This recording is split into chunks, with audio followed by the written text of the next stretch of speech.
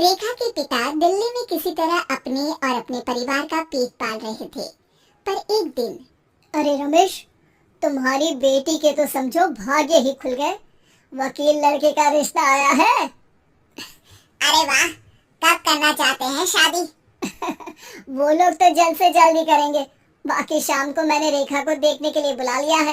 तेरा घर छोटा है तो तुम लोग मेरे घर ही आ जाना। राकेश और उसकी बीवी सारी तैयारी के साथ रोहित और रेखा की शादी कर देते हैं। लेकिन अगले ही दिन, देखो रेखा, शादी भले ही हो गई है, लेकिन तुम ये मत सोचना कि मैं किसी जोरू के गुलाम टाइप रहूंगा। रेखा को रोहित की बात अजीब लगती है।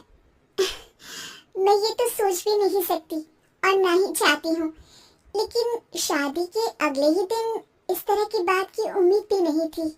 रोहित रेखा के मुंह से ये बात सुनकर गुस्सा हो जाता है। अरे, काफी जबान भी चला लेती हो। माँ ने सिखाया नहीं कि पति से कैसे बात करते हैं? रेखा अब चुप रहने में ही भलाई समझती है। रेखा, जल्दी से नाश्ता तैयार कर लो। आज पहला दिन है, सारे काम तुम्हें समझा दूंगी। ये नौकरानी है जो तुम्हें बता देगी कि कैसे कैसे क्या करना है। फिर इसकी कल से छुट्टी है। रेखा भी ससुराल में जी जान लगाकर काम करने लगती है।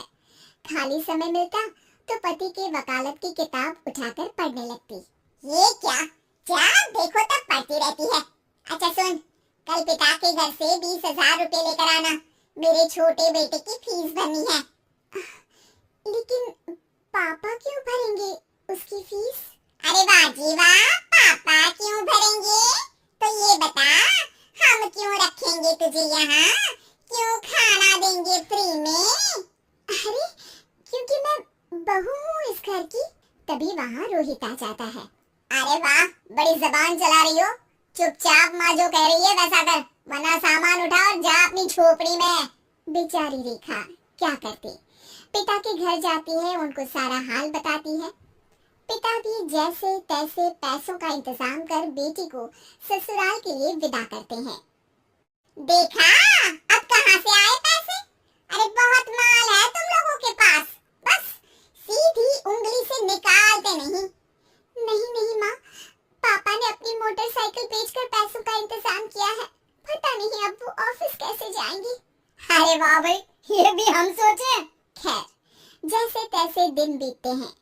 रेखा जहाँ एक प्यारे से बेटे की माँ बनती है, तो वहीं उसका वकालत की किताब में ज्ञान और गहराता जाता है। हे भगवान, बुरे फंसे।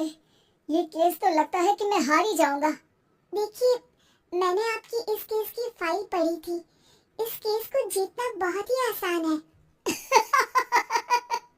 वाह भाई वाह, यहाँ वकालत की डिग्री लेकर भी मैं समझ नहीं पा रहा हूँ, और तुमने रोटी बनाते बनाते ही केस समझ लिया। अरे जाओ जाओ, जाकर मुन्ने को संभालो। केस मैं संभालूंगा। ए लड़की सुन, जाकर अपने बाप के यहाँ से 3 लाख लेकर आ। पूरा घर फिर से बनाना है। छोटे की शादी करूंगी तो छोटी बहू को कहाँ रखूंगी? पूरा घर तो तूने घेर रखा है। ऐसा मत बोलिए माँ जी, पापा इतना पैसा कहाँ से लाएंगे? अब तो वो रिटायर भी हो गए हैं। हाँ, तभी तो बोल रही हूँ, रिटायरमेंट के पैसे तो मिले होंगे ना। लेकिन वो अगर आपको दे देंगी तो बुढ़ापा कैसे काटेंगे? रोहित रेखा की बात सुनकर गुस्सा हो जाता है। ए सुन, चल अपना सामान उठा, अपना बच्चा उठा और निकल यहाँ से। रेखा के लाख आग्रह के बाद भी रोहित और उसकी सास उसे घर में नहीं रखते। पापा, मैं तलाक चाहती हूँ। बेटा, मेरे पास वकील के पैसे नहीं है। पापा, आप मुझे वकालत करवा दीजिए, अपना केस मैं खुद लड़ूंगी। इस बार रेखा के पिता भी उसे ससुराल ना भेजकर रिटायरमेंट के पैसों से वकालत करवाते हैं। और फिर एक दिन कोर्ट के बाहर, रोहित, आज तुम अपना ही केस हार गए, वो भी उस लड़की से जिसकी तुमने कभी कदर ही नहीं की।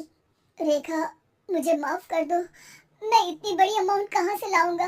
मैं हर महीने पैसे नहीं दे सकता तुमको। पैसे वहीं से लाना जहाँ से तुम मेरे पापा को लाने के लिए मजबूर करते थे। एक पिता अपनी बेटी की शादी उसकी खुशहाली के लिए करता है, ना कि सारी जिंदगी कर्जदार बनने के लिए। अरे, मेरे ही बेटे की किताब पढ़ पढ़ कर ज्ञान बांट रही हो। वकालत में ही पड़ी थी ना? बिल्कुल, यहाँ मेरी गलती रही। जिस पैसे से मैंने इसकी शादी की थी, मुझे वो पैसे पहले इसकी पढ़ाई में लगाना चाहिए था।